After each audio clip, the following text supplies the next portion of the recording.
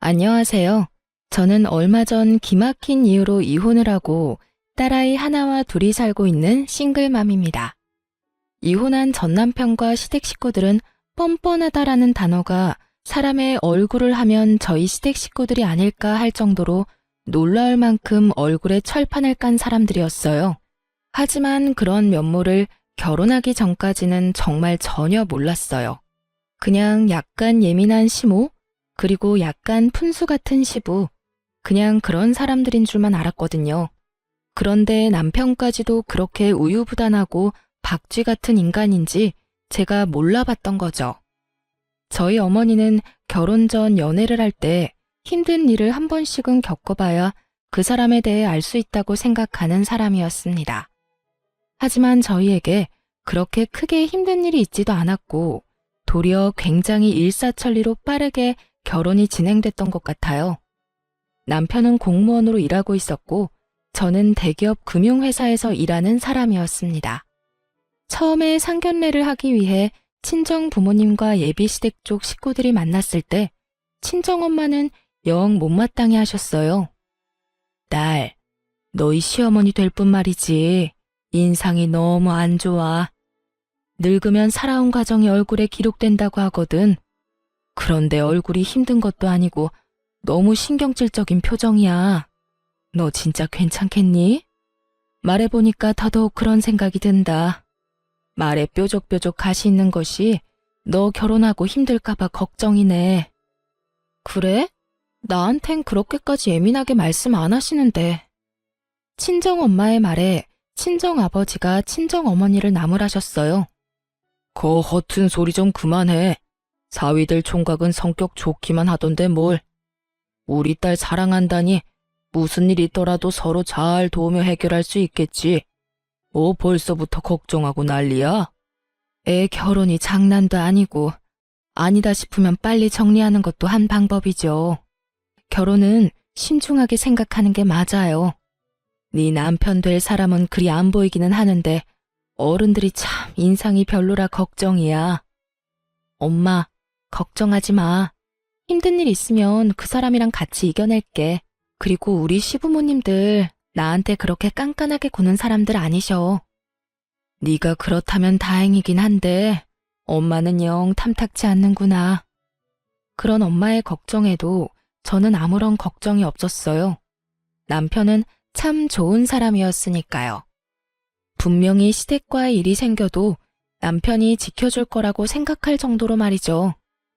하지만 결혼하고 얼마 지나지 않아 제가 얼마나 안일하게 생각했는지 알게 됐어요. 저는 연봉이 꽤 높은 상태였어요.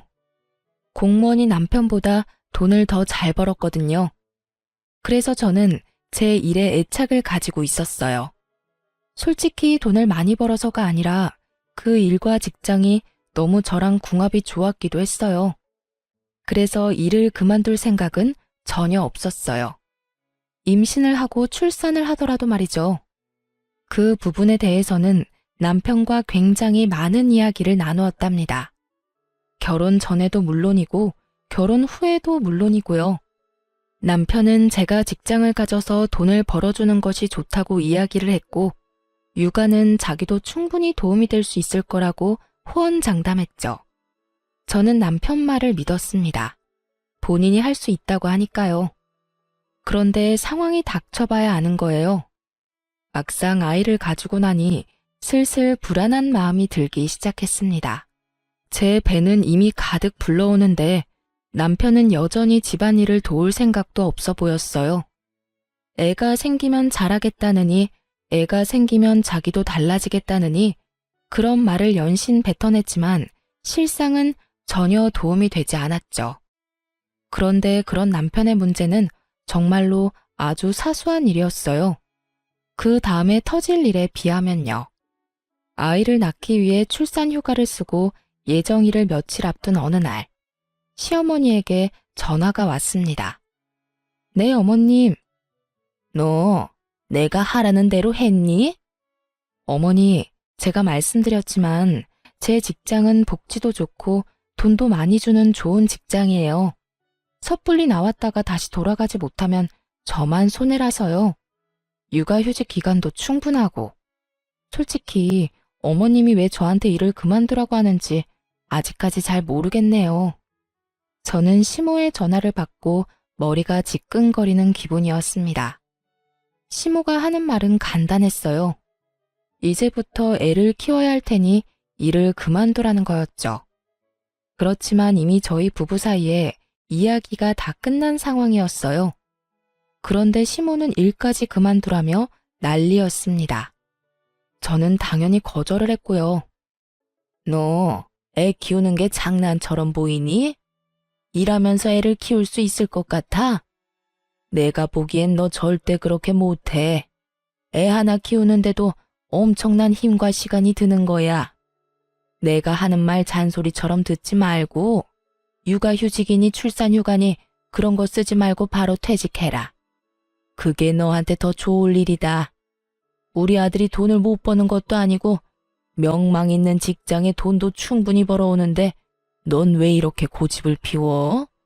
결국 이런 식으로 시작된 시모와의 대화는 언제나처럼 고구마 100개를 먹은 것처럼 답답하게 끝나고야 말았어요. 아무리 제가 이야기를 해도 듣지를 않더군요.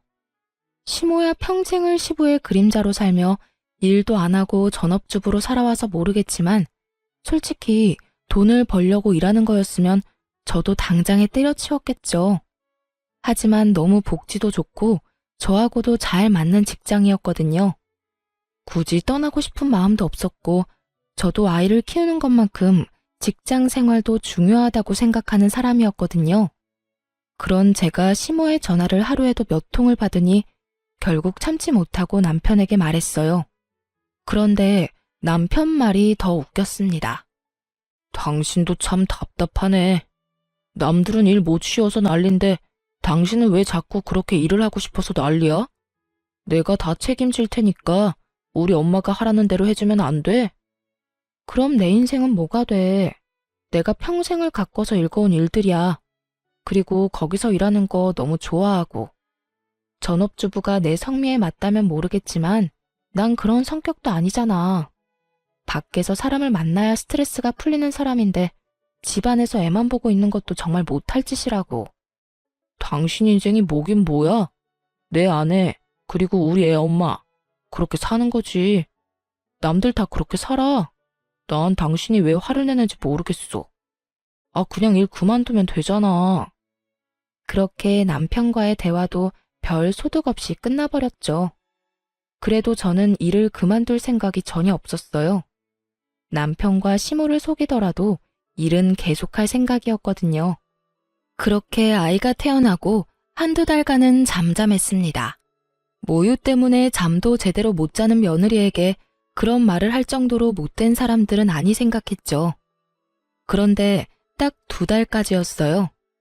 아이가 3개월가량이 되어갈 때 또 시모의 전화 공격이 시작됐어요. 이번에는 육아에 직접적으로 간섭하는 전화였어요. 애 모유는 먹였니? 젖 안 나온다고 분유 먹일 생각하지 마라. 나중에 애한테 안 좋아. 애 머리 나빠지면 큰일 난다. 그리고 집도 따뜻하게 해놓고 시원하게 한답시고 여름에 에어컨 틀어놓고 그러면 안 된다. 그리고 절대로 애 눕혀놓고 흔드는 기계 같은 건 함부로 쓸 생각 말고. 엄마가 안아야 해. 엄마가. 정서적으로도 안 좋고 흔들리면서 뇌라도 다치면 어떡하니? 또 유모차 같은 건 좋은 걸로 사. 돈 아끼지 말고. 그리고 너 일 그만둔 거 맞긴 하니? 절대로 일한다고 설치지 마라. 애 3살 때까지는 엄마가 보는 게 맞는 거야.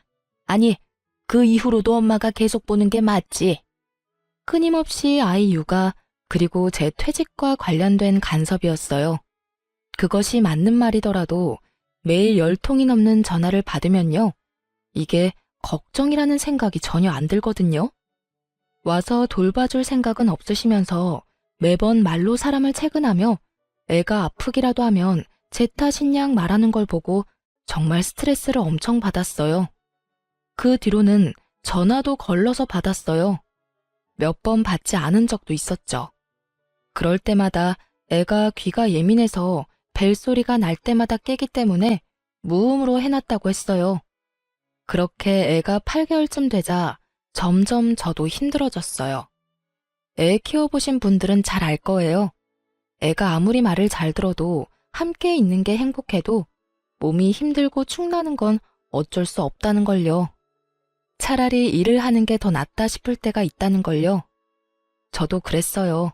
게다가 시모의 전화 때문에 오기도 생겼거든요. 저렇게 일 그만두라고 하면 일이 하고 싶어지더라고요. 그래서 가까이 사는 친정엄마에게 고민 상담을 좀 했어요. 친정엄마가 그러더군요. 그래, 네가 도와줄 사람이 없다면 또 모를까. 이렇게 든든한 엄마가 있는데 걱정하지 마. 내가 귀여운 손녀 잘 키워줄 테니까 걱정하지 말고. 너무 고마운 마음에 매달 돈도 드리고 애가 어린이집에 들어갈 13개월까지만 봐달라고 했죠. 만 1살이 되면 어린이집 보낼 생각이었거든요. 그렇게 일에 복귀를 하니 정말 좋더군요. 집안에 있을 때는 애 때문에 집안일 때문에 이래저래 신경을 많이 쓰고 스트레스도 받았는데 일을 하러 오니 스트레스를 받을 일이 없더군요. 저만 잘하면 크게 문제 생길 일이 없는 게 일이잖아요. 그런데 제가 멋대로 일을 시작했다고 생각한 건지 시모가 제게 전화를 시도 때도 없이 걸기 시작했어요.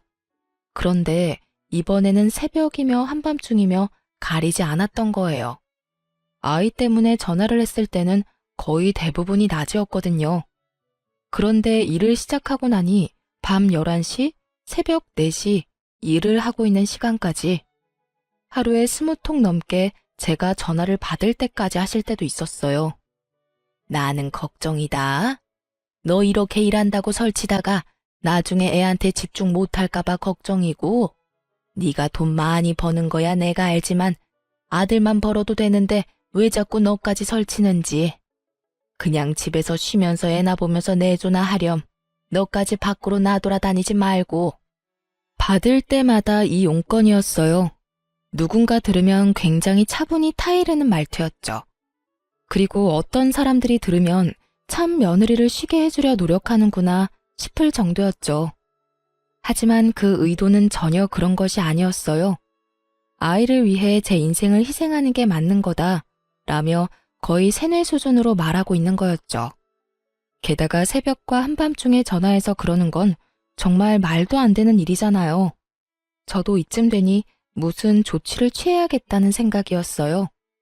새벽이나 한밤중에 시모에게 전화가 오면 남편에게 전화를 바꿔줬어요. 한창 잘 자는 남편을 깨워서 말이죠. 처음에는 남편도 시모에게 차분히 이야기했어요. 장모님이 애 잘 봐주셔서 포동포동하게 살도 많이 쪘고 와이프 일하는 것도 경제적으로 도움이 많이 되니 좋다고 말이죠. 그렇지만 그렇게 말해도 그때뿐이었어요. 그 다음에도 똑같은 용건으로 전화가 오고 전화가 올 때마다 제가 남편을 깨우니 남편이 울컥하며 제게 한마디 하더군요. 엄마가 당신한테 전화하는 건데 왜 자꾸 나한테 바꿔주는 거야? 나도 잠 좀 자자. 자, 누가 자지 말래? 근데 당신 어머니가 했던 이야기하고 또 하고 또 하는데 그럼 내가 어떡해. 우리 엄마 같았으면 스팸 처리하고 무음 처리하고 안 받으면 그만이지만 시어머니잖아. 안 받았다가 또 무슨 잔소리를 어떤 식으로 들을 줄 알고 그래? 불만이면 당신이 어머님한테 잘 이야기해서 그런 시간에는 전화 안 오도록 하면 되는 거 아니야? 그러게. 그냥 엄마 하는 말 들었으면 되잖아. 괜히 당신이 일한답시고 난리치는 바람에. 그럼 매달 부모님 용돈 누구 돈으로 줘? 일 그만두고 양가 부모님한테 드리는 용돈 드리지 말까? 제 말에 남편 놈 입이 꾹 다물어지더군요. 아무리 남편 직장이 안정적이면 뭐해요. 혼자 벌어서 살 수 있을 만큼 대한민국이 녹록한 곳은 아니잖아요. 둘이 벌어도 쪽박차기 십장인 곳에서 왜 벌이라니. 게다가 애가 크면 돈 들 곳이 더 많은데 어떻게 제가 일을 그만두나요? 제 말에 남편도 맞는 말이다 싶었는지 더 이상 대꾸도 하지 않고 입만 삐죽거리고 있더군요. 그걸 보고도 모른 채 했어요. 시모가 잘못하는 거 아들이 바로잡아야 하는 게 맞는 거죠. 그렇게 그날 새벽 3시에도 어김없이 시모에게 전화가 왔어요. 남편 바꾸지 말라는 말에도 저는 대답 없이 남편을 깨웠어요. 남편은 전화를 받자마자 버럭 화부터 냈어요. 어머니, 우리 일은 우리가 알아서 할 테니까 제발 연락 좀 그만하세요. 그리고 할 이야기 있으면 사람이 깨어 있을 때 좀 하시라고요. 이게 도대체 무슨 짓이에요? 사람 잠도 못 자게 괴롭히고. 아니, 왜 소리를 지르고 그래? 이 엄마는 걱정이 돼서 그런 거지 않니? 남의 손에 맡겨놓고 걱정도 안 되니? 남의 손. 시모에게 장모라는 존재는 남인 거였어요. 그렇다고 시모가 우리 애를 봐준 적은 단 한 번도 없었거든요. 제가 약속이 있어서 한 번씩 연락을 해서 애 좀 봐달라고 하면 그럴 때는 언제나 바빠서 못 봐준다며 빠져나가 놓고는 입으로 간섭은 얼마나 하시는지. 그러면 어머니가 애 맡아주실래요? 전화만 해서 달달 볶는다고 뭐가 달라져요? 그리고 와이프 직장 그만두는 것도 제발 이제 그만하세요. 저희 부부 사이에서 이야기 다 끝났고 두 분께 드리는 용돈도 아내가 돈 벌고 있으니까 드릴 수 있는 거예요. 일 그만두게 하고 싶으면 그것부터 끊을 테니까 아버지하고 잘 상의하시고요. 제가 돈 벌어도 요즘 물가 생각하면 아내도 돈 버는 게 맞는 것 같아요. 그러니까 앞으로 퇴사하라는 말 하실 거면 전화하지 마세요. 아시겠어요? 남편이 한 말을 듣고 시모가 역정을 내더군요. 네가 어떻게 나한테 그런 말을 할 수가 있어? 며느리가 너한테 시켰지? 그런 말 하라고. 그게 아니고서야 내 아들인 네가 나한테 그런 말을 할 수가 없는 거야. 며느리를 잘 들인 줄 알았는데 이렇게 고집세고 남편 닥달하는 여자인 줄 알았으면 내가 너희 결혼을 허락을 안 하는 건데. 그리고 제 탓까지 확실하게 마무리하더라고요. 남편이 힐끔 제 눈치를 봤어요. 조용한 새벽에 소리치는 시모 목소리가 폰 너머로 들리지 않을 리가 없었죠. 어머니, 그런 거 아니에요. 저희끼리 이야기 끝났으니까 어머니도 더 이상 간섭하지 말라는 거예요. 저희 부부끼리 알아서 할 테니까 걱정이 되더라도 맡기시고요. 그리고 제발 새벽에 전화하지 마세요. 예? 그렇게 남편이 시모에게 확실하고 냉정하게 말하고 나자 드디어 시모는 제게 연락을 끊었어요. 그리고 저에게 아무런 말도 못했죠. 저는 모르는 척 했어요. 시모는 저를 볼 때마다 한숨을 쉬며 하고 싶은 말을 삼키는 모양이었어요. 차라리 낫다고 생각했어요. 입 밖으로 꺼내지 않으면, 그렇게 수십 통의 전화를 하지만 않으면 제가 스트레스를 받을 일도 없으니까요. 그렇지만 시모가 별 문제 없으니 이번에는 시부가 저를 괴롭히더군요. 며느라가 일도 이제 시작하는 거 보니 몸도 많이 좋아진 것 같은데 둘째는 언제 가질 생각이냐? 쓸모없이 돈만 축내는 딸보다는 아들이 최고야. 아들 하나는 낳아둬야 집안이 편한 법이다. 시부의 남아선호 사상이 시작됐거든요. 요즘 같은 시대에 무슨 시대에 덜 떨어진 생각인가 싶겠지만 실제로 그렇게 생각하는 사람이 생각보다 많아요. 그리고 나이가 많으면 많을수록 아들이 전부라고 생각하는 사람은 더 많은 법이죠. 애가 2살이 됐을 무렵부터 꾸준히 시부가 제게 말했어요. 솔직하게 말하자면 둘째를 가지고 싶은 생각은 없었어요. 하나만으로도 벅차다는 생각이었고 육아휴직을 2번이나 쓰는 것도 눈치가 보이는 상황이었죠. 물론 직장 사람들 그 누구도 제게 무엇라 하지 않겠지만 제 마음이 미안함으로 가득했거든요. 그래서 말로만 네, 생기면 낳아야죠 하고 건성으로 답하기 일쑤였어요. 그런데 저희 딸이 만으로 4살이 됐을 무렵 그 일이 벌어졌어요. 그날은 어린이날로 딸아이가 아주 기대하던 날이었어요. 딸애는 기분이 좋아서 아침부터 난리였어요. 가고 싶다고 노래를 부르던 동물원을 일찍 갔다가 오후에 시댁으로 향했어요. 시동생도 아들이 하나 있는데 어린이날이라 아들 데리고 시댁으로 온다고 했거든요. 그러니 저희도 오랜만에 시조카 얼굴도 볼 겸 시댁으로 간 거였어요. 그전에는 어린이날에도 저희끼리 보냈기에 갈 일이 없었어요. 그렇지만 시동생이 조카를 데리고 온다는데 계속 저희만 안 가는 것도 좀 그래서 애를 데리고 갔던 거예요. 그런데 거기서 정말 어이없는 일을 당했어요. 아무리 남자아이에 대한 사랑이 넘치는 시부라도 애가 있는 앞에서 대놓고 차별을 할 거라는 생각은 안 했거든요. 그런데 정말 대놓고 딸과 시조카를 차별하더라고요. 아이고, 우리 손주, 어서 와라. 이 할아비가 너 주려고 장난감 사놨지? 자, 여기 바꿔라. 뭘 좋아하는지 몰라서 여러 개 사놨다. 그리고 이것도 받고 할아비가 주는 돈이다. 허튼 데 쓰지 말고 꼭 사야 하는 거 있을 때만 쓰렴. 알았지? 그리고 간식 먹고 싶으면 네 간식 사놨으니까 가서 먹고. 할아버지, 고맙습니다. 시조카만 아주 기분이 좋아서 난리더군요. 그걸 바라보는 딸도 자신에게 올 장난감을 기대하고 어깨를 들썩들썩하고 있었어요. 저와 남편이 어린이날 선물로 장난감을 사주긴 했지만 사촌 오빠와 할아버지의 모습을 보니 기대를 할 수밖에 없었던 것 같아요.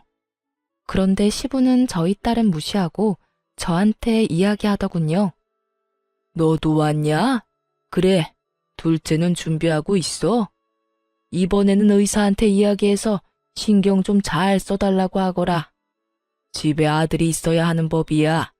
그래도 네 남편이 장남인데 딸랑 딸 하나면 나중에 재산은 어떻게 지낼 셈이냐?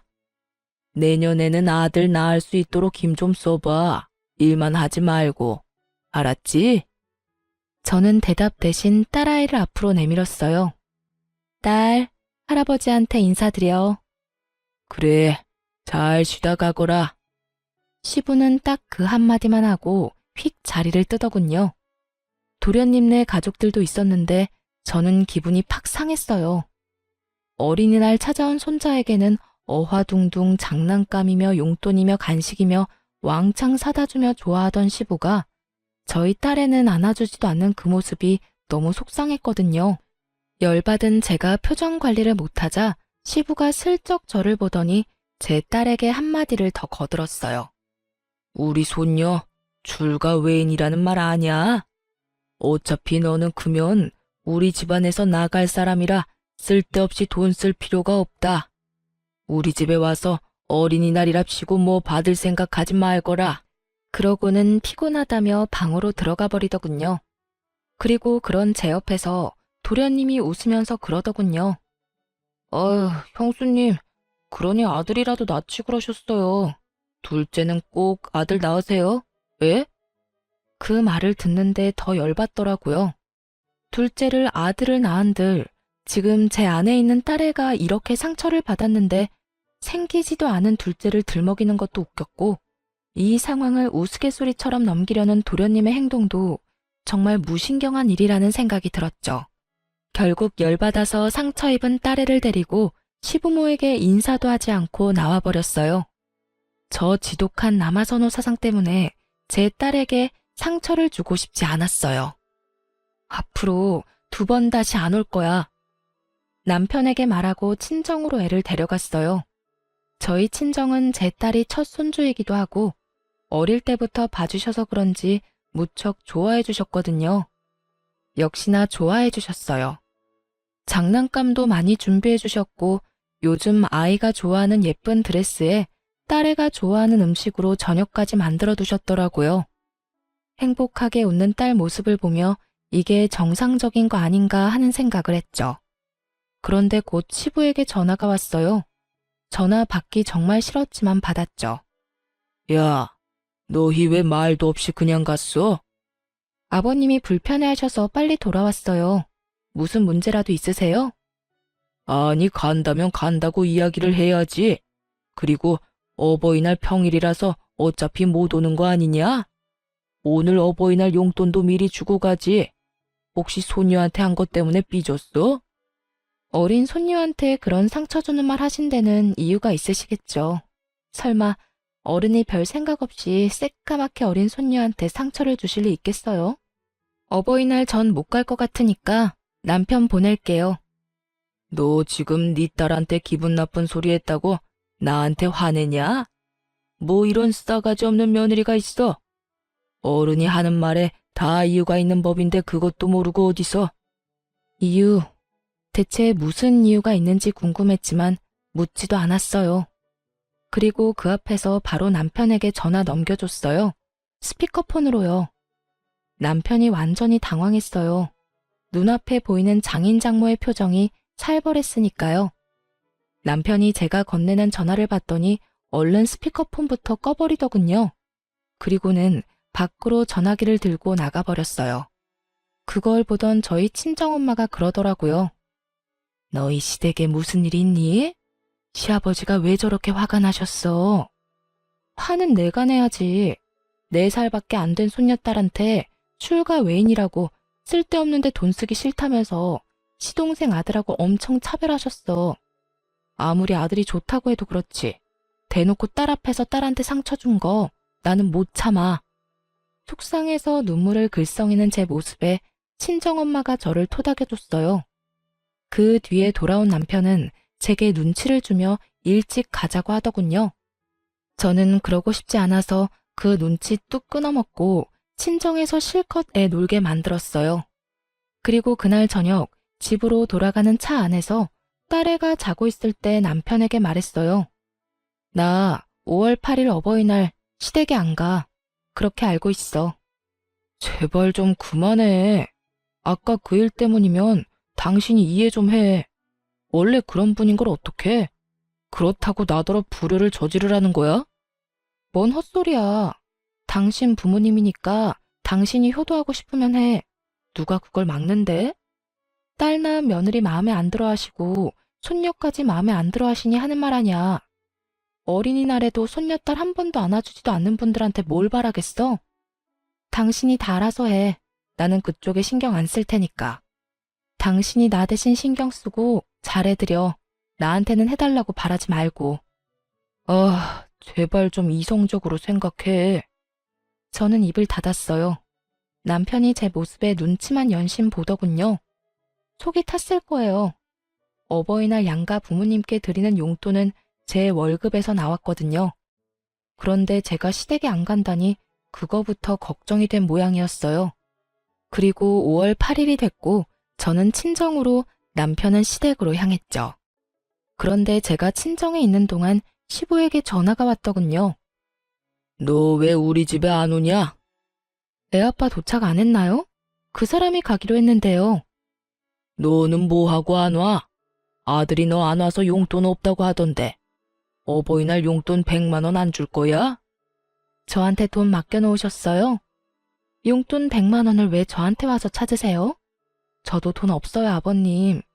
아드님 능력 좋은데 아드님한테 요구하시면 되죠. 저한테까지 전화하시는 이유를 모르겠네요. 멀쩡한 아들을 놔두고 싸가지 없는 며느리한테 전화를 왜 하셔요? 너 저번에 어린이날 있었던 것 때문에 이러는 거면? 그 말에 저는 대답조차 안 했어요. 눈치를 챈 거죠. 그것 때문에 제가 기분이 나쁘다는 티를 팍팍 냈으니까요. 시부는 그 상태로 전화를 뚝 끊더군요. 그런데 그 뒤에 저희 엄마에게 전화가 왔어요. 시부가 대뜸 저희 친정엄마에게 전화해서는 물어보는 거예요. 사돈, 내 하나 물어봅시다. 딸이 용돈으로 얼마를 받았습니까? 용돈 줬지요? 저희 엄마가 당황한 듯 전화기를 들고 우물쭈물 하더군요. 저는 엄마 전화기를 뺏어서 꽥 소리를 질렀죠.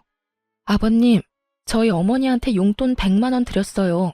솔직히 엄마가 우리 애도 봐주고 반찬도 해주셔서 100만 원도 모자라는 생각이 들 정도거든요.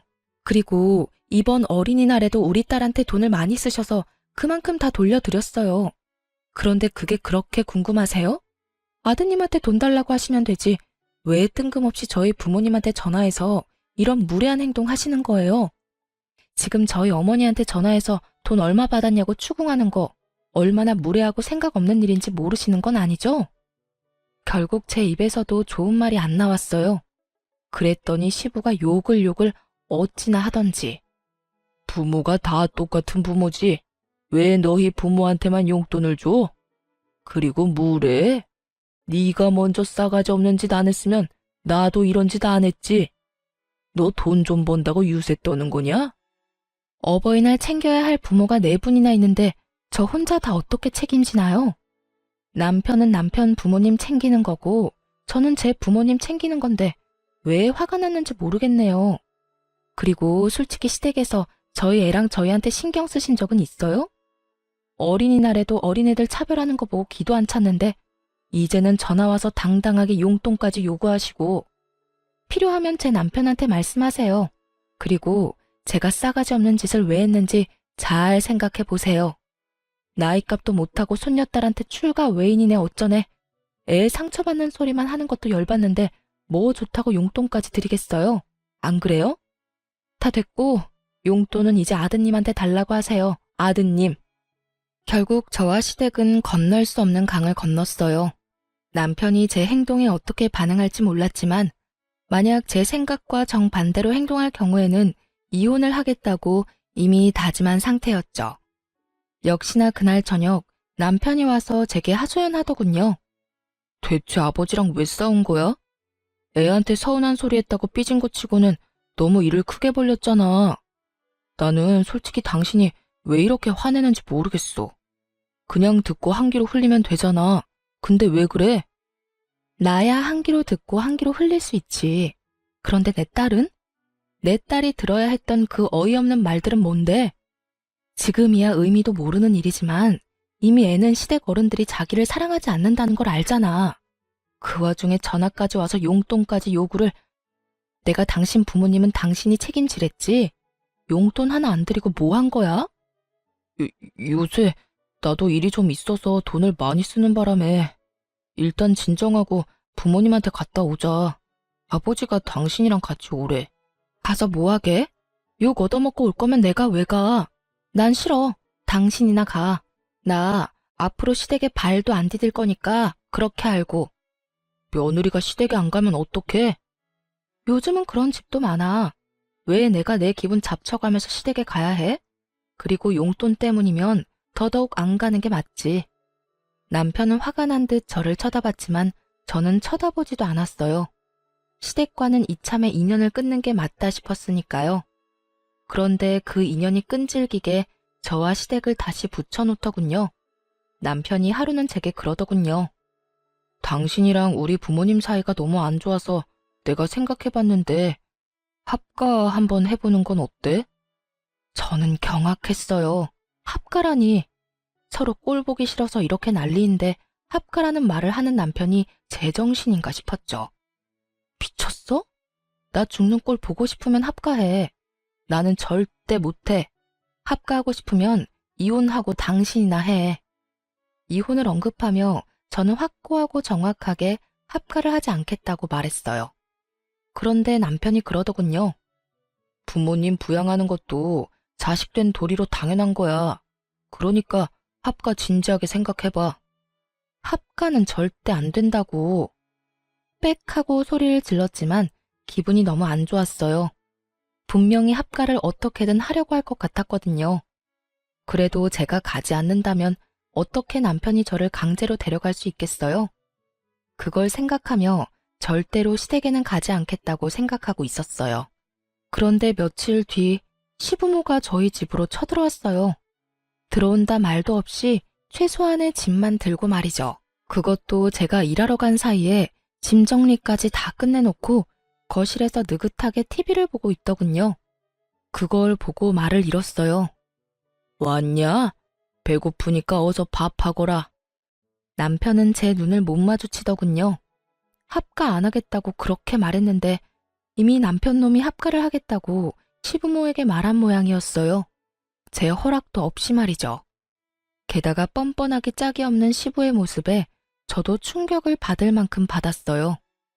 그 부모의 그 아들이라고 남편까지 제대로 한통속이었던 거죠. 참 믿을 놈 하나 없다 싶었네요. 게다가 제가 친정에서 애를 데리고 집에 들어온 시간이 저녁 8시였어요. 저희는 이미 친정에서 밥을 다 먹은 상태였고 남편에게 미리 문자를 했어요. 우리는 밥 먼저 먹고 갈 테니 당신은 알아서 해결하라고 말이죠. 그런데 여태까지 밥도 안 먹고 있다가 제가 오니 밥을 달라니 저는 아무 말 없이 남편을 쳐다봤어요. 당신, 이거 뭐 하는 짓이야? 뭐가? 내가 말했잖아. 부모님이랑 합가하자고. 난 절대 안 된다고 했지. 야, 너 며느리가 시부모 부양하는 거 당연한 거 아니냐? 그리고 이미 아들이 우리 부양하겠다고 했어. 너한테는 선택권 없다. 네가 알아서 우리 수발 들어야 하는 게 맞는 거야.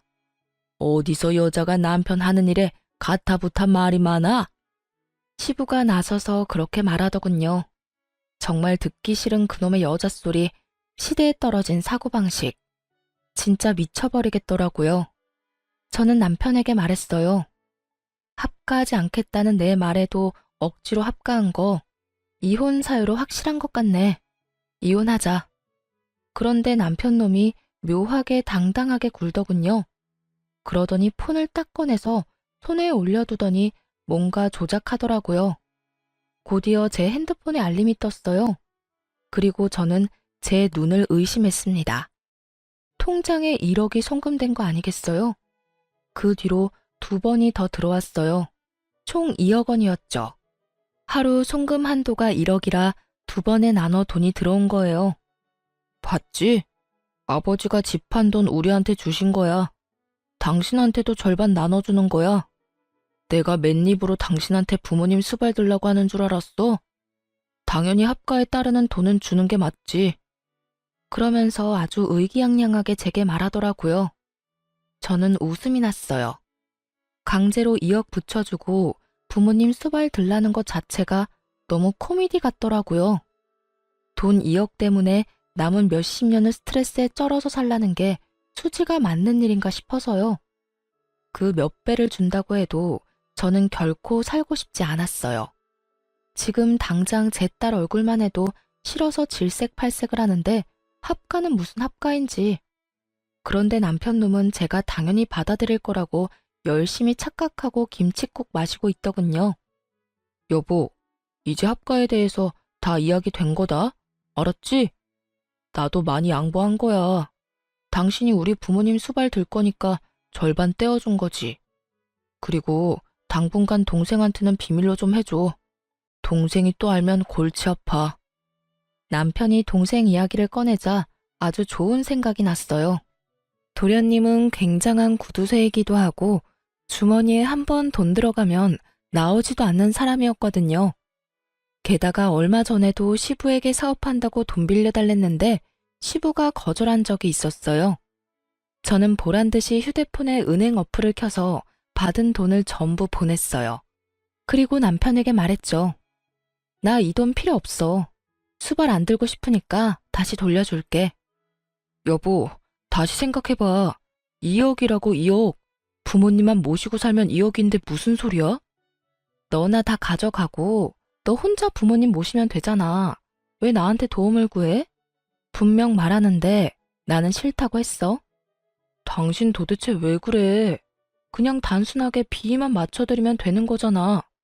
그거 하나 못하겠다고 이 난리야? 비위만 맞춰? 방금 못 봤어? 일하고 늦게 온 며느리한테 밥 달라고 삐약거리는 거 못 봤냐고. 거기다 너도 그래. 이 시간까지 부모님 식사도 안 차려드리고 나만 기다리고 있었잖아. 이게 수발드는 거야?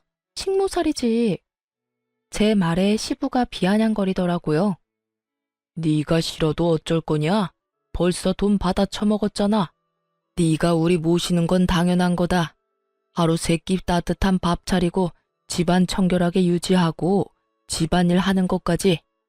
그거 안 하겠다고 이혼하면 오히려 네가 위자료 내야 해. 전 돈 안 받았는데요. 지금 그 돈 방금 도련님한테 보냈어요. 아버님, 도련님네 아들 좋아하시죠? 저는 이 집안에서 둘째 낳을 생각 없으니까 이 집안 유일한 아들 손주랑 살면서 평생 노후 보내면 되겠네요. 제 말에 남편과 시부모 얼굴이 새파랗게 질리며 발을 동동 구르기 시작했죠. 아니, 그 돈을 왜 둘째한테 줘? 너 뭐 잘못 먹었어? 그래, 왜 동생한테 준 거야? 동생이 알면. 내가 도련님한테 이미 설명 다 했어. 아버님 수발 받고 싶어서 여기 왔고 나는 수발 들 생각 없으니까 그 돈 받고 수발 들어줬으면 좋겠다고. 수발 들 생각 없으면 아버님한테 돈 돌려드리라고 했는데 뭐 잘못된 거 있어? 태어난 제 말에 다들 한숨을 내쉬며 조급한 표정으로 시동생에게 전화를 하더군요. 다행히 시동생은 전화를 받지 않았어요. 2억을 꿀꺽할 것 같다는 두려움이 생긴 세 사람은 시동생 집으로 향했어요. 2억의 행방을 찾기 위해서 말이죠. 저는 그 사람들이 나가자마자 시동생에게 문자로 연락을 남겼어요. 아버님네 집 매매금이 4억이었던 것 같네요.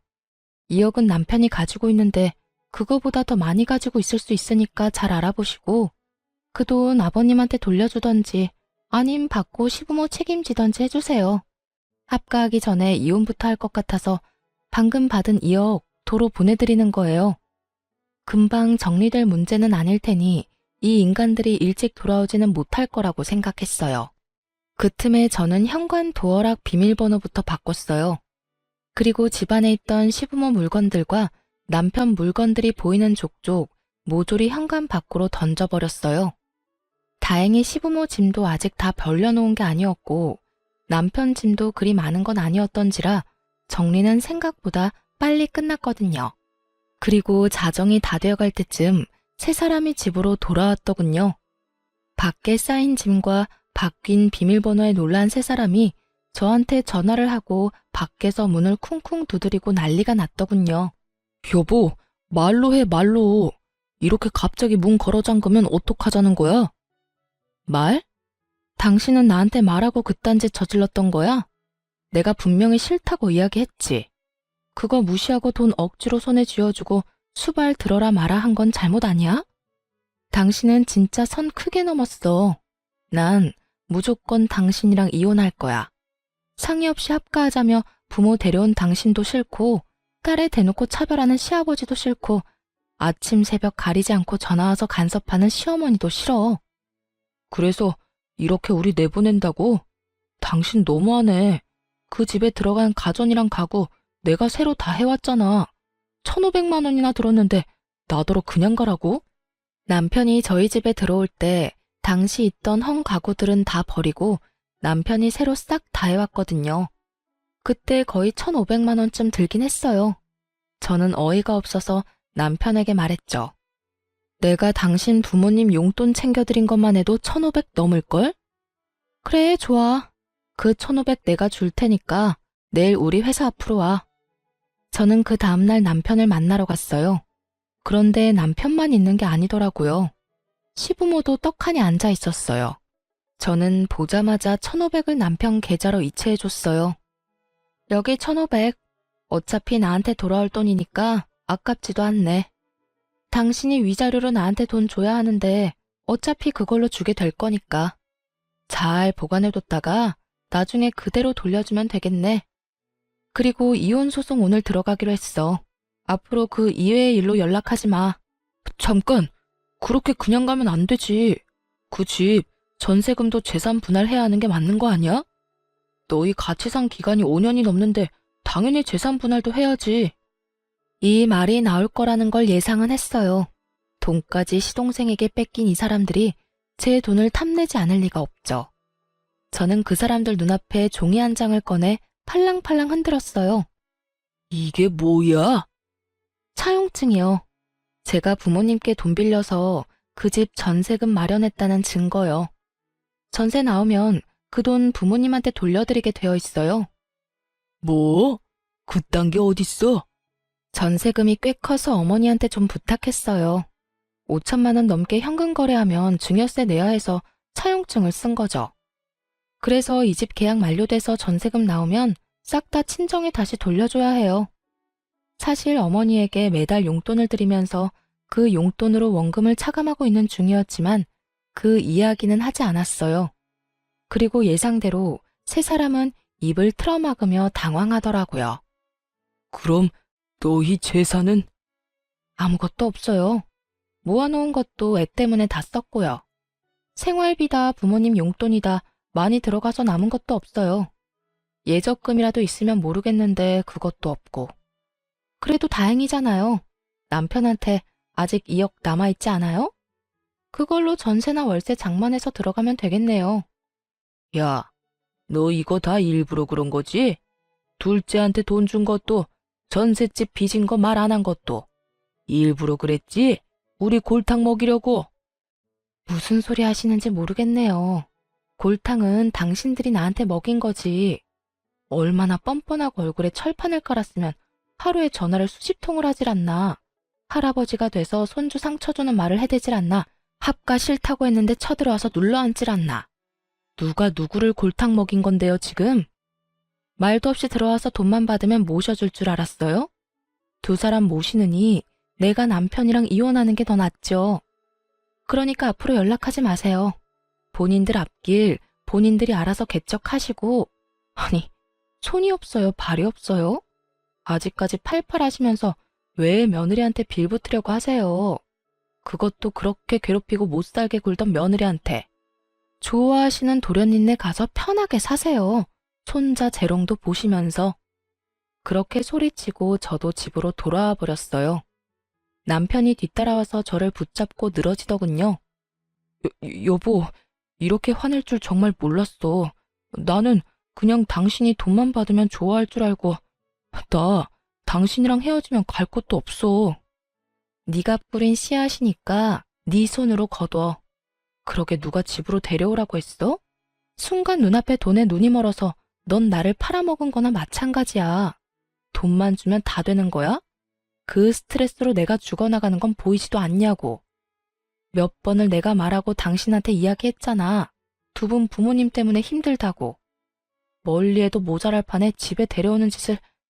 당신처럼 공감 능력 없는 인간하고는 도저히 못 사니까 죽든 말든 네 알아서 살아. 제발 셋이서 교대로 나 괴롭히지 말고. 그렇게 세 사람을 내버려 두고 돌아왔어요. 세 사람은 집 없이 결국 시동생한테 갔는데 시동생은 세 사람을 받아주지 않았다고 해요. 대신 시부모를 모시겠다고 이야기는 했다는데 오히려 시부모가 거절했다고 하더라고요. 합가 안 해도 되니 시부는 2억을 달라 말했지만 시동생도 한 번 물은 돈 절대 주지 않을 인간이거든요. 결국 시동생이 돈 안 주는 바람에 송사에 휘말리게 됐다고 하더라고요. 가족끼리 법적으로 네가 잘했니 못했니 아주 난리가 났더라고요. 시부는 남편에게 나머지 돈 내놓으라고 난리였고 남편은 그 돈 중에 일부를 그 짧은 기간 동안 주식으로 날려먹는 바람에 결국은 전세 하나도 못 얻고 그냥 월세방을 얻어서 살게 됐다고 해요. 그 이야기를 듣고 보니 참 웃기더군요. 제 손에 돈 강제로 쥐어주면서 수발 들도록 만든 사람들이 부양하겠다는 시동생에게 가지 않는 것도 웃겼죠. 왜 안 갔나 싶었는데 알고 보니 동서가 두 분을 모시는 걸 그렇게 반대했다고 하더라고요. 집에 들어오면 무조건 요양원 보내버리겠다고 했다니 결국은 시부도 시모도 시동생 집에 들어갈 생각도 못한 거죠. 그 상황에 돈은 돌려줄 생각도 하지 않고 있으니 시부모도 화가 났을 거고 결과는 서로가 서로를 까내리는 모양새가 된 거죠. 이쯤 되니 그런 생각이 들더군요. 시부모에게 당한 며느리가 나 하나뿐만은 아니었구나 하는 생각요. 동서도 아들 낳은 것을 제외하고서는 시부모에게 저와 비슷한 일을 당했을 테죠. 그러니 절대로 부양 못한다고 했을 테고요. 집에서 새는 바가지가 다른 데서 안 셀 리가 없잖아요. 어쨌든 저는 그들과 멀리 떨어져 아이를 키우면서 잘 살고 있어요. 처음부터 떨어져 나와 살았다면 제가 그런 꼴 당할 일은 없었을 텐데. 그것만 살짝 후회돼요. 그렇지만 지금이라도 제자리를 찾았으니 안심이 되기도 하고요. 살다 보니 참 가족끼리 별꼴 다 본다 싶었네요. 그래도 잘 빠져나왔으니 제 인생에는 다행이에요. 앞으로는 이런 일 당하면서 살 생각은 없어요. 혼자서 늙어 죽을 때까지 딸이랑 속 편하게 살고 싶네요. 긴 글 읽어주셔서 감사합니다. 좋은 하루 되세요.